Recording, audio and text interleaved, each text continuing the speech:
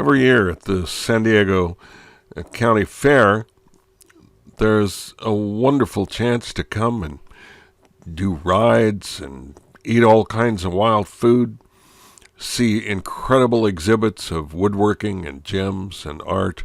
But among the main things that happens, at least as far as I'm concerned, is that every year there is a great photo exhibit that calls for entries from around the world. It is truly an international exhibition of photography, and more importantly, it's a juried exhibition, meaning the work is brought in, it's judged by a panel of judges, all of whom are professionals in their field and sometimes are also educators, and they select the images that are going to be used in the fair.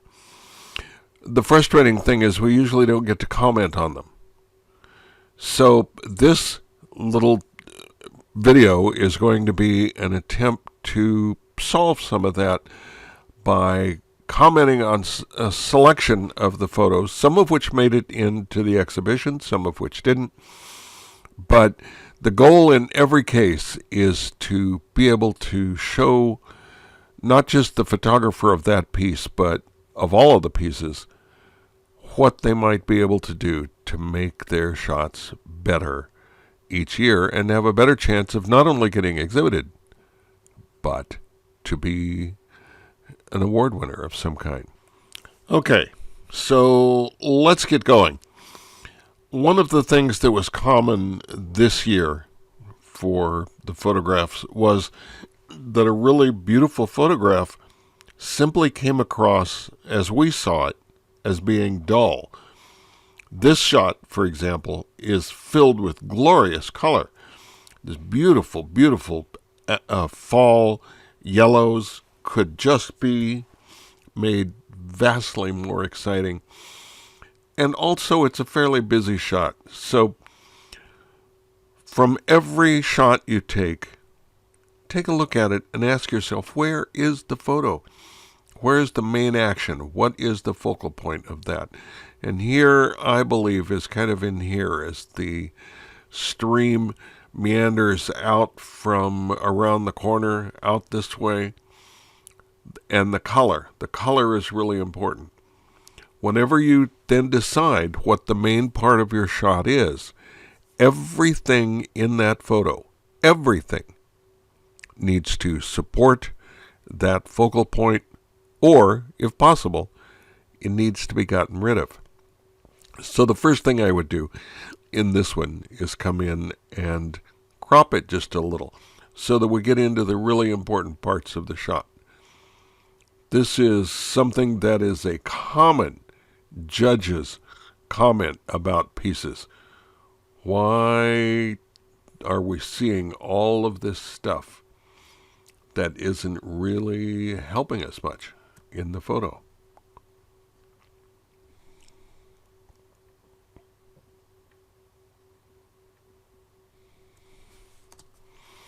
So here's a version. It contains everything else that the other shot had, but is a little more concentrated on the main subject. So now we have a composition that works a little bit stronger. Now let's see what we can do to bring this color out. And probably the simplest thing we could do is to go into Image, Adjustments, Hue and Saturation. And we're going to pick out the yellows. That's what this photo is all about, is these yellows. And we'll see if we can boost that yellow saturation just a little. Not a whole lot, but some. To make it really stand out. Then we go through the preview. There's our start. There's an enhanced view. So it's a little bit better. It's frequently what will happen when you're looking at a shot. The difference between a mediocre and a good shot may be a big jump. The difference between a good shot and a great shot may be something incredibly simple, maybe a really small step. I'm now seeing one area. I would want to go around every edge and look, is there anything that's distracting? And yes, I have something down in this corner that's a little distracting. I think the simplest solution is probably to crop it. I've also got these little things leading off of the edge. I don't want anything taking me out of the picture. I want everything to make me look not only at the picture, but look into that part of it that's important. So I'm going to raise that just a little. I'm going to come in just a little bit here.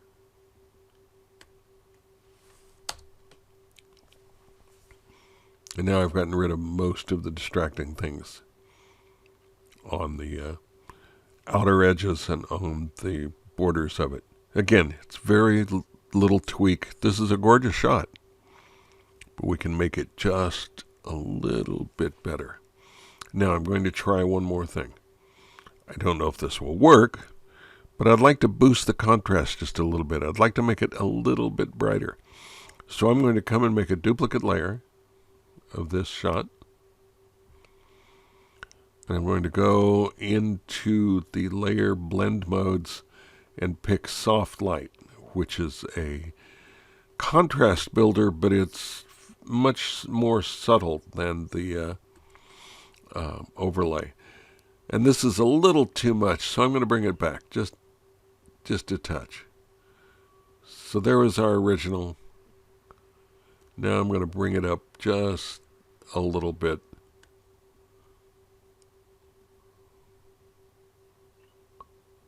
So we can add just a little bit of snap to it.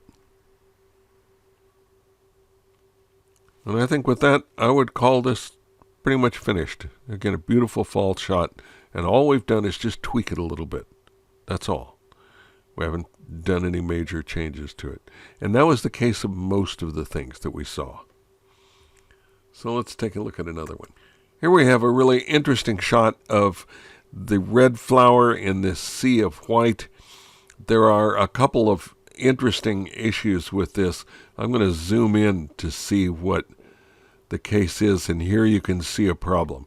There is nothing sharp.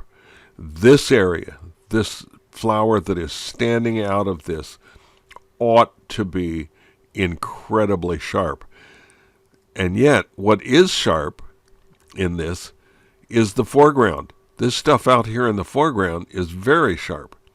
So you've got to be careful where you're focusing and what's going to be sharp in your picture. The sharp area ought to at least extend into here. Plus, we've got this really bizarre thing in the background. I'll tell you what it looks like. If this were film, I would say that this had been light struck, because in color film, when it is, you get that yellow-red burned out look to it when light strikes the film.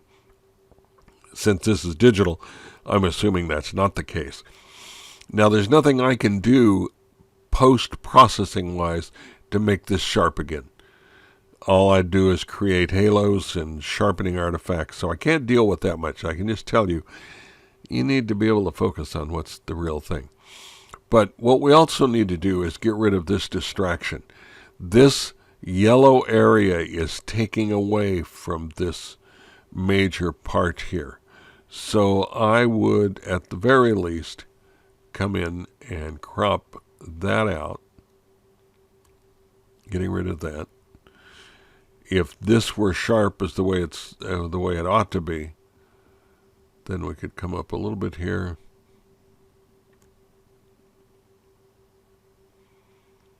And I would bring this side probably in just a little bit so that we're not quite as centered with that. Now we've got something where you can really start concentrating on this. We've got another one in here. I'm not sure if I would leave that or I would cover it with the white flower, or if I would crop it out. I'm not sure. The good news in digital is it's incredibly easy to tell. We just come in now and see what would happen if we came in and cropped that. Now again here, this is frustrating because this is the part that's in focus and we're cropping it out. But it isn't the part that needs to be in focus. This needs to be in focus. And once we start getting in there, now we can start really honing in on our picture. When you're looking at something, you've really got to be careful where you're focusing. For one thing, do not use autofocusing. Manually focus your camera where you want it to be sharp. If you look at a shot and nothing is in focus, that's an optical impossibility. You may have missed with what you wanted to be in focus. That's quite possible. But if nothing from foreground to background is in focus, that's not a focusing issue. It's a movement issue. It means the camera was still moving somehow when the shot was taken. And it's blurred. It's not out of focus. It's blurred. But so now we can hone in and start making this the real center of attraction. And yet still maintain the concept that it's in this field of otherwise white flowers. Okay, let's move on. Here's another nice shot that's a beautiful, misty, woodsy picture. The basic concept of it is really strong, but you've got to decide where the photo is in your photo. We say this over and over and over. It's not the judge's job to find the photo in your photo. It's your job to show it to us. And I would suggest that you've got two competing elements. You've got this beautiful hazy area with the sun rays coming through it. This is really nice in here. The rock is pretty nice too. But this rock is such an interesting rock that all by itself it grabs all of the attention, and then this area detracts from it. And if you're trying to look into this area, this rock detracts. Why is this rock so powerful? It's because all humans are hardwired to look for human faces in things, and this almost has one. If we look at it with the nose, the lips and mouth, the eye, the eyebrows, this is really virtually a human face in there. This by itself would make an interesting shot. If we were going to come in and crop in just to get that, take a look at how human-like that face is in there. But in this case, I don't think that's what you were really looking at. You were looking at this forest scene, and it's a gorgeous forest scene. So what I would do then is, one, make two shots out of this, but for the forest part of it, I would get rid of a lot of that rock and make the really interesting part of it this really beautiful hazy forest view. Now we're looking at this path that goes around the rock into the deep forest. Now it has much more meaning to us. Okay, so that's where I would start with this.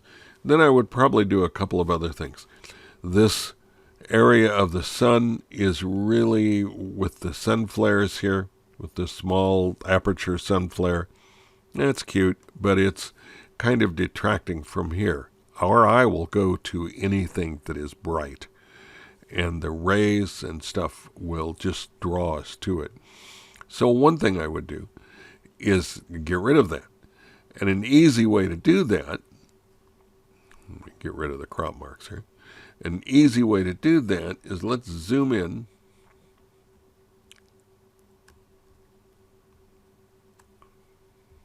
I don't mind it over here so much. It's when it is covering up this that I see it as a problem. So I'm going to make a selection. Now I'm not going to worry about being terribly precise here because I want to be able to do this fairly quickly. If I were going to do this for real on my photo, I'd be a lot more careful with this particular selection.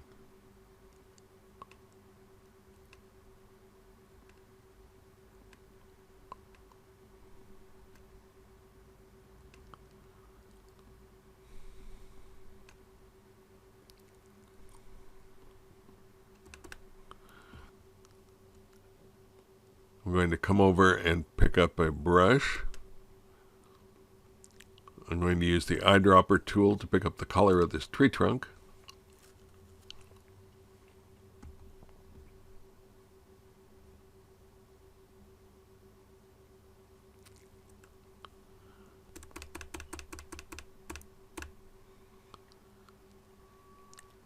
Get rid of that sun flare there.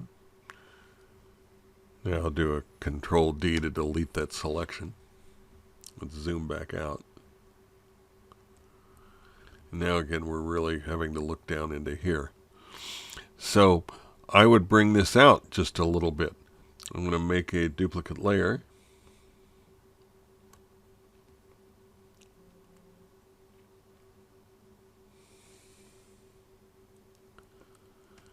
And on this bottom layer, I'm going to do a little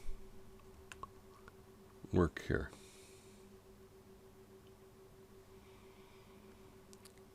And I'll use the hue and saturation to do that.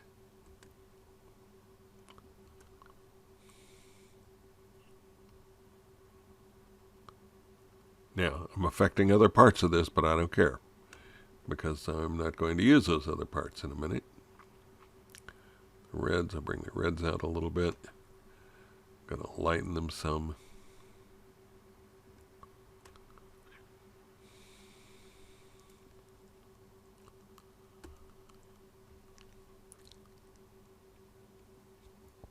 Now I'm going to go up to this top layer, turn it back on, make it a layer mask.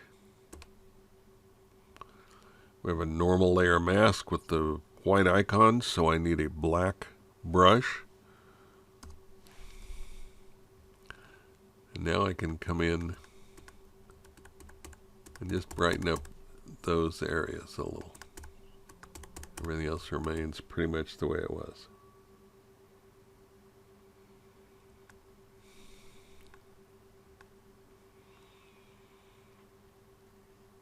In the process of that, I also opened up this light streak a little bit. So I like what's happening there, so I'm going to make it a little more visible. So I'm going to go ahead, just because it's faster, and flatten this image. Do this again. Again, come down on the bottom layer.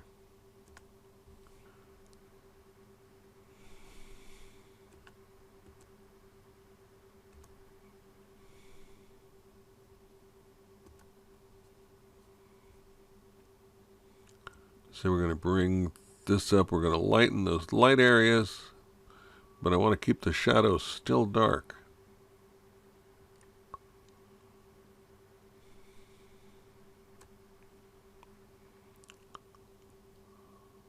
I'll say OK.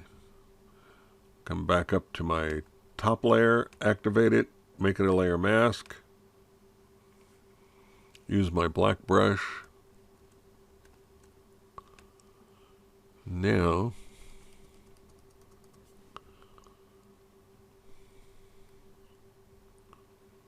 I can strengthen some of those rays.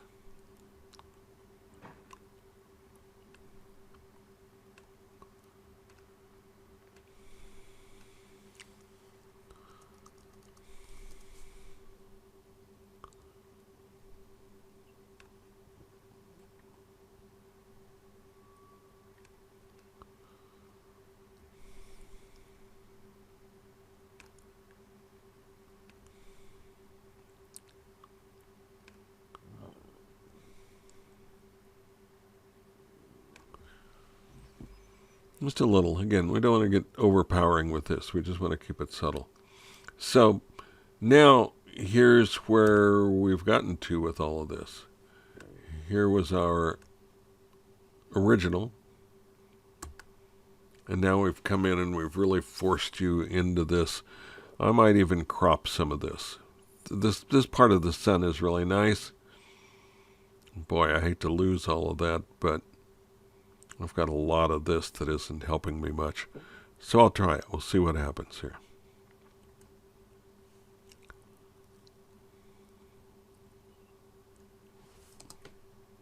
Yeah, that's better. Okay. So So just some subtle things to make this stronger, to make it a little punchier. Remember, when you're in this contest, the one that we have at the fair, the judges have 10 to 15 seconds to see a picture. It's got to punch at them right away in order to make it work. Here we have another one that is really a very nice scene. Brilliant, beautiful yellows in it, but it is just flat.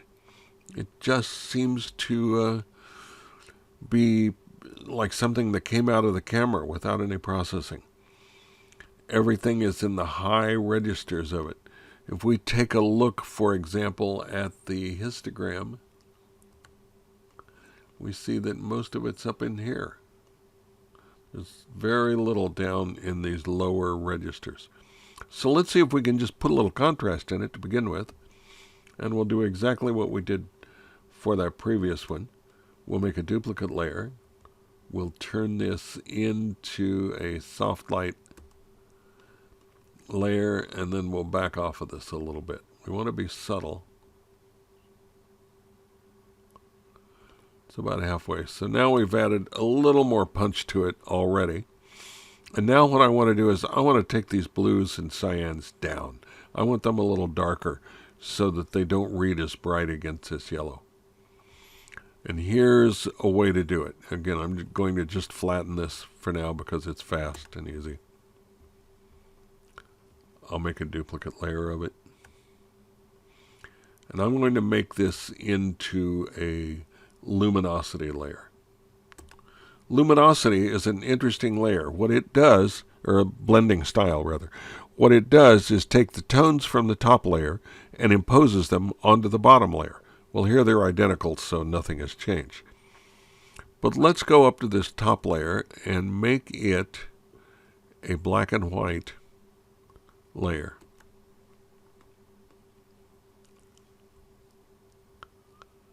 Let's bring our yellows back up a little. And let's take our cyans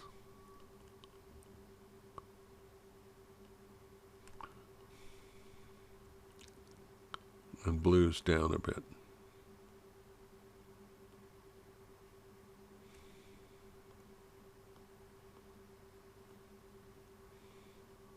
Now, one thing this is going to point out, in order to save space and to do this quickly, we had you all turn in low resolution files for us to work with. But you would want to be doing all of this on the highest resolution file possible, because on these low res files, particularly a JPEG file, which already has massive compression to it, here you can start to see this banding in these smooth tones. This would not appear on a high-res shot. And it's one of the reasons you should be shooting in RAW and keeping things in the highest resolution, the highest possible image quality possible when you are editing. Then you can always bring it down for transmission or whatever. But you wouldn't want any of this banding in it. So let's take a quick look and see where that brought us. There was the original. There was our enhanced one. Maybe this is a little bit too much. So again, because it's a layer, we can drop the opacity just a little. Oh yeah, that's a little better.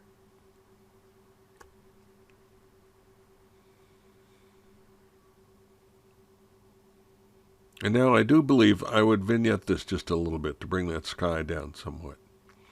So once again, in order to save time, rather than and to avoid building up layer upon layer upon layer, I'm just going to flatten this, because I'm not going to go back to this. I don't need an adjustment layer. The only reason you need adjustment layers is when you don't know what you're doing and you're not sure if it's right. So you can go back and make it better. In this case, we're pretty much done with this. So I'm going to make a duplicate layer. I'm going to tell it to multiply, which darkens it almost a stop worth. Now, I'm going to make an inverted mask for this by holding down the Alt key, hitting the layer mask icon. This now looks like the original, but you'll note over here my icon is black. So I need to work with a white brush. I want a nice big one because I want this to be really soft when we go through this. And I'm going to want a fair amount of opacity to this. So I can darken that.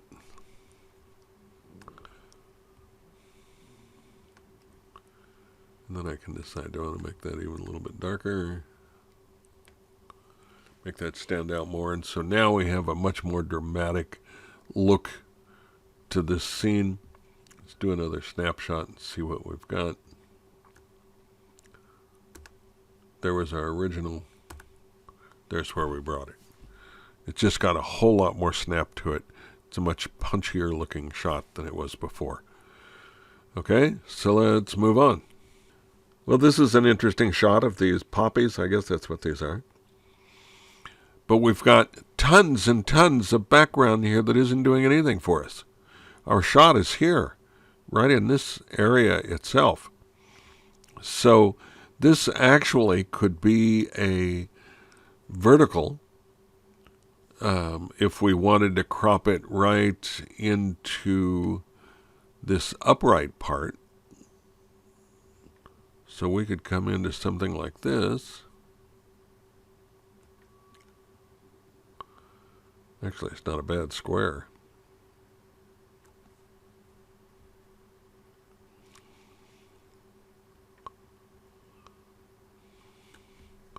Bring it over. Now we're really concentrating on the flower itself, and the background is what it's supposed to be, which is just an out of focus but complementary color. Not complementary, complementary. It's the same family of colors, background for it. If you wanted to keep this as a horizontal, then you could bring this out like this. Bring this down a little. But we've still got some dead space here. Now this might make a really nice poster or a card, a greeting card or something where, you know, in here you had welcome to fall or happy spring or whatever the right comment was going to be. So it could be a commercially viable shot. But you've just, in the original, you've just got too much. You've got this side fighting with this side, and you've got the background, just because of the space, fighting with the real subjects in here. So be willing to come in on this stuff and figure out where that shot really should be. Okay. Okay, here we have this really interesting valley. I'm not sure where this is, but it looks like it's got a lot of geothermal activity going on it. I don't know, is this in Yellowstone, or where is this with the mist and the fog and the cloud? This is really kind of cool. The only thing I would do with this is, number one, remember where your shot is. It's right in here. It's in this area. That's where all the action's going on. Do you need all of this other stuff? Yeah, I don't know that you do. Here's the primary mountain range. This is a really nice mountain, but is it adding to your shot? No, not really. So I would consider getting rid of that. I would certainly consider getting rid of, if you wanted to keep this as a panoramic look of this place, I would get rid of some of the sky.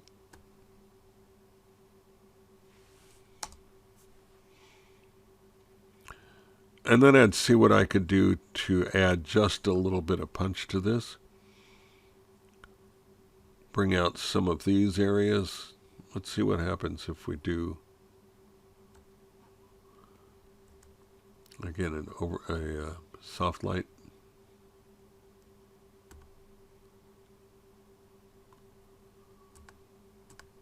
See the way that starts to jump a little more? Gives us a little more oomph to it.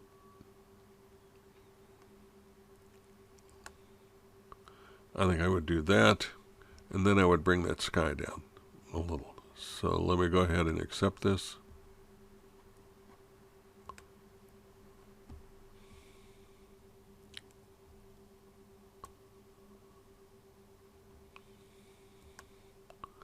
We will multiply this layer. Ooh, What happened if we just took some of that? Wow. Sometimes when you're playing with a shot, it goes into some really interesting areas.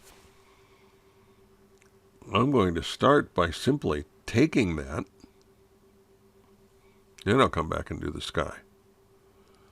So let's do layer, flatten. Now we're going to do this one more time.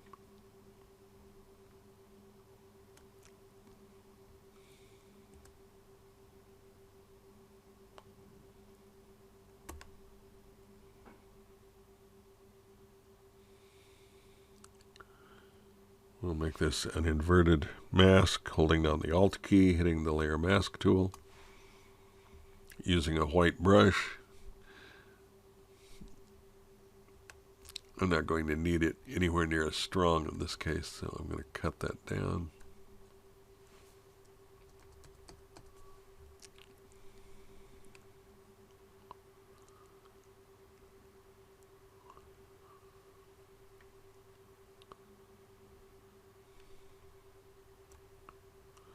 So let's see what just those simple little tweaks have done to this. There was our original. See how flat that is? Now I've got something with some real punch to it. Okay. Let's do another one. Oh, this is cool. This is on the way up to the Mono Lake and Mammoth area, isn't it? I think I know where this is. And this is really nice. Got a nice thundercloud, but again, where is the shot in here? It's here. It's nice with these sun streaks coming down. What I would do is make it look like one of these sun streaks is on this cabin to make it stand out. And the first thing I would do, we've got this long expanse here. Our shot is right in here.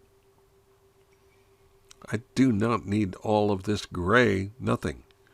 So I'm going to get rid of some of it. Make this a little more of a panorama. I'm going to leave enough to let us show that it's overcast above us.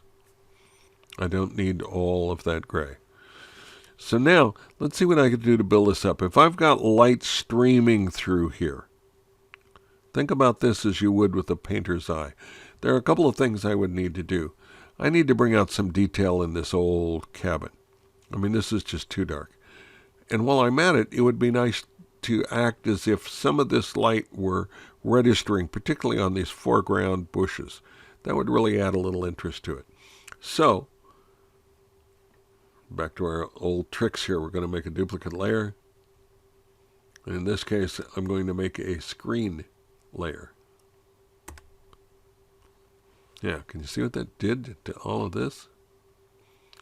Can you see how that brightened all of this area, brightened up the cabin? Of course, it's too washed out now, but we don't have to live with that. We can go back, do our inverted mask. And now, since this is a black mask with the white brush, I should be able to lighten up this cabin a little, and let me give it a little more here just so we can do this fairly fast. I normally like to do it a little at a time and build up to what I want, but here with this, that might be a little too much.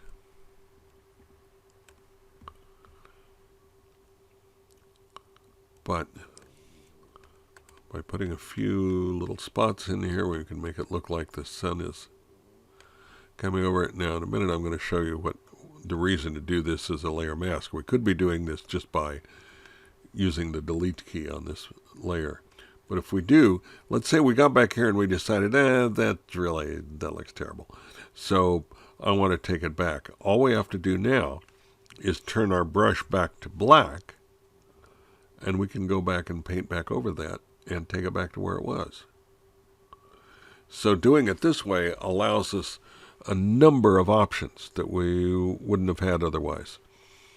So We've now been able to put some detail in this cabin that it didn't have in the original. We've gotten rid of some of that gray. We've still got the low-hanging clouds and the virga that's in those clouds. So let's take a look and see if we made any positive changes here. There was our original. Now we can bring that out a little bit. So again, we're just tweaking this. We're not making any major changes to it. We're just letting you see the beauty that's in there. Remember, don't worry about photographing what you see. Anybody can do that. Anybody with an Instamatic or a cell phone or whatever can do that. Your job is to show us, the viewers, not just what you see, show us what you feel the way this would look like when you're photographing it. Now we can get into one that has a little more feeling into it. Remember, art is not about narration. It's about interpretation. So be willing to interpret this stuff. What we might also look at doing on this one is putting a little more detail in those clouds. So I'm going to, once again, make a duplicate layer. This time I'm going to do a multiply layer. Look at all the stuff that's in there. Again, I'm going to do a inverted mask. And with a big white brush, oops, that hit where I didn't want it, and considerably more subtle than this,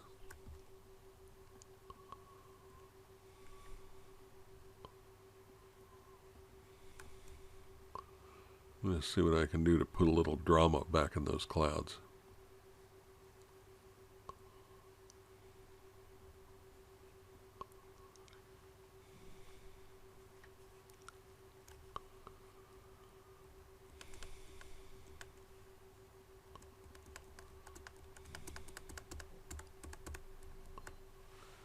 Okay, now we've got a little bit more going for us.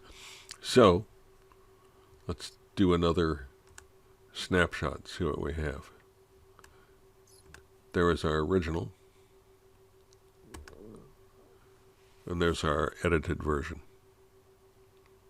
This would have been a lot snappier to look at rather, for the judges. And yet it still has the same basic story, it's just telling it a little better. Oh, here we have one that was really interesting to look at, and this one hung, if I recall right. But the potential problem is that you've got two photographs in one photograph, and it's hard to tell what to look at because you've got two competing, strong directional lines in it. In one, you've got this line that is the river down here, following along through this. And in the other, you've got the road that's going in. So basically what you've got is a scene in which there are two nice photographs. Here's one of them.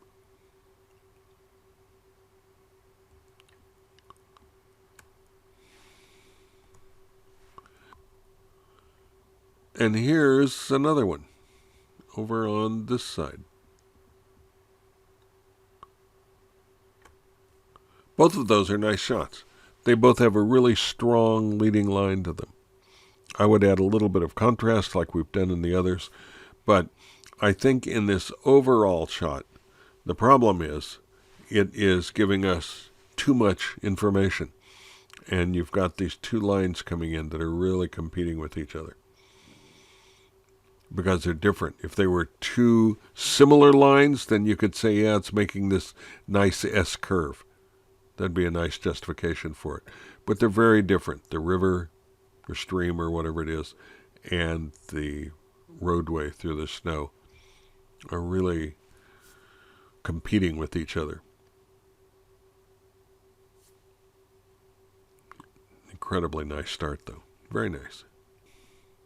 Here we have another really beautiful shot. This is just gorgeous. The colors are rich. This one has been processed well. It looks really nice and vibrant. The only problem is we've got some distracting areas in it.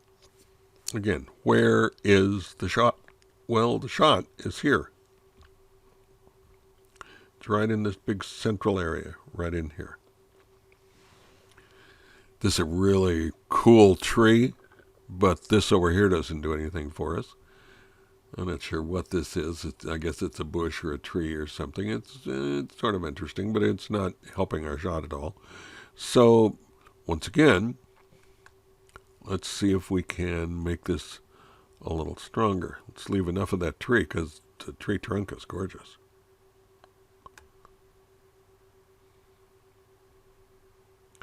And maybe we can get rid of a little of this. We'll bracket this shot with these two dark areas on either side. We're forcing you to look more and more into this central area. So let's take that. Now, let's see if we can add some more detail into that tree instead of just that deep shadow. So we'll come and do our standard screen layer trick. We'll see what happens. Oh yeah, look at all the detail that's in there. So if we do that, now again we'll do an inverted layer mask. Hold down the Alt key, hit the layer mask tool, and now we'll come in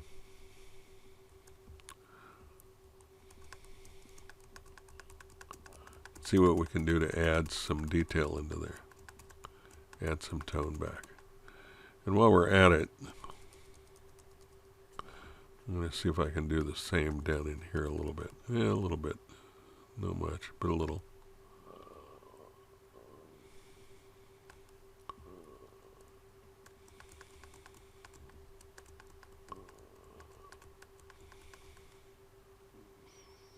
Now, what would happen if we lighten that up just a touch?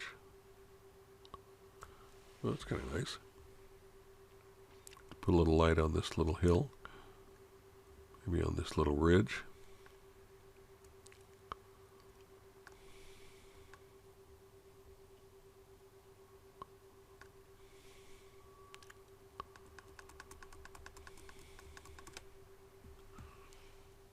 Okay, well that helps us a little.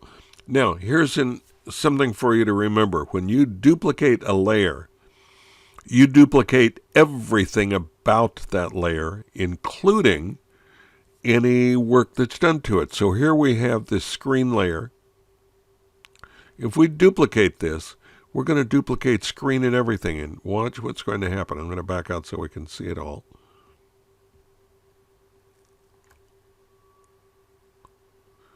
Now we really put some detail in those trees. It may be that we've lightened this up a little too much. I'm not sure of that. But if we did, now we can go back on this layer with our black brush, and we can tone that down a little bit.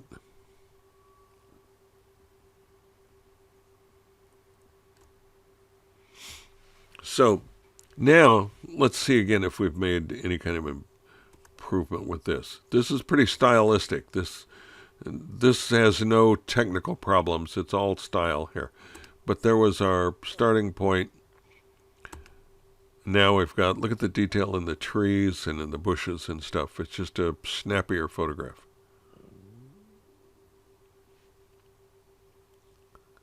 Okay, we have one more, it looks like.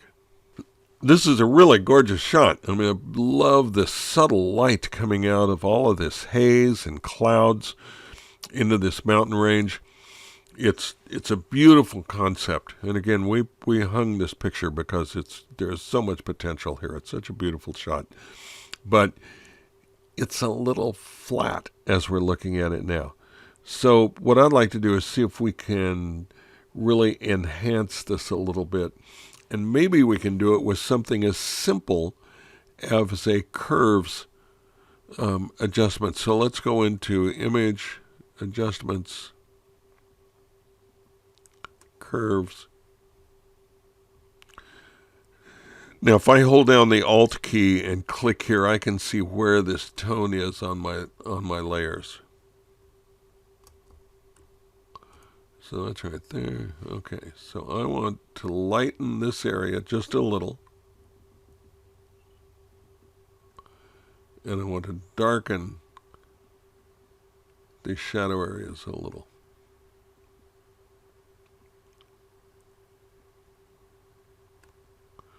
Now, look what's happening here. This light is starting to wrap around this valley. This is really cool.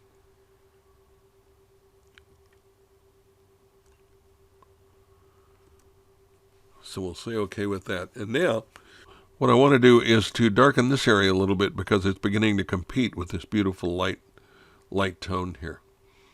So we'll make a duplicate layer. We'll tell it to multiply. Oh my God, look at that. Looks like it's on fire. Looks like a lava tube. Sometimes some of the coolest stuff comes out almost by accident.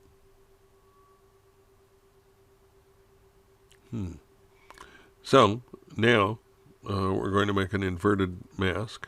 Hold down the Alt key. Hit the layer mask tool.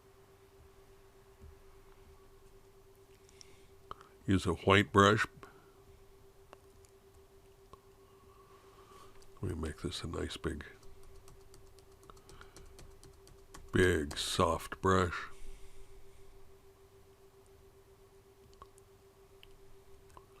Looks like I need a little more than this. There we go.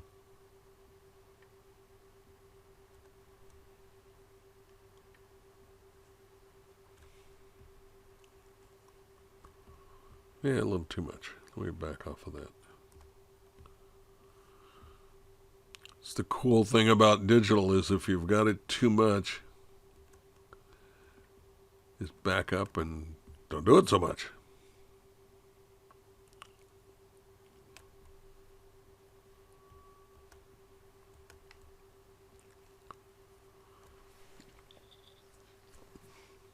Now, I think I'd like to lighten these clouds just a little bit. Just a little bit.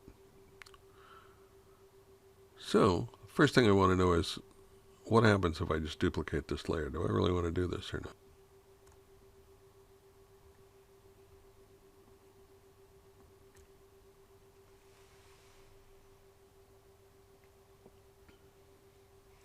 Not bad. Now, I would want to lighten this back up a little, so what I want to do is activate this mask.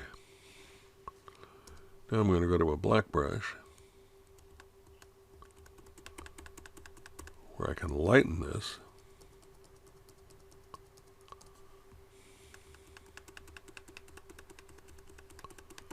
Bring these clouds out a little bit.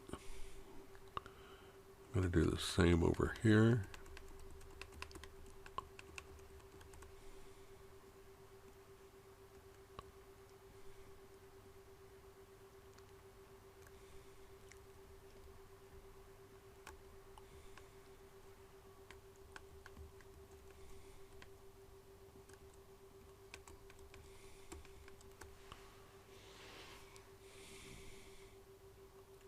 Now I'm going to flatten all of this.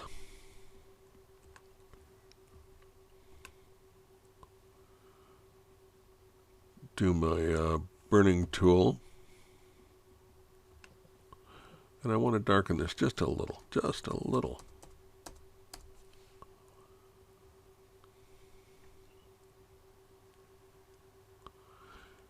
Because I don't want anything to compete with this.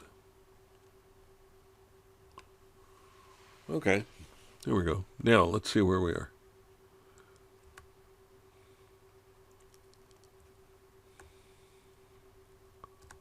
Here was my original, and it's gorgeous to begin with. I mean, there's no doubt about that.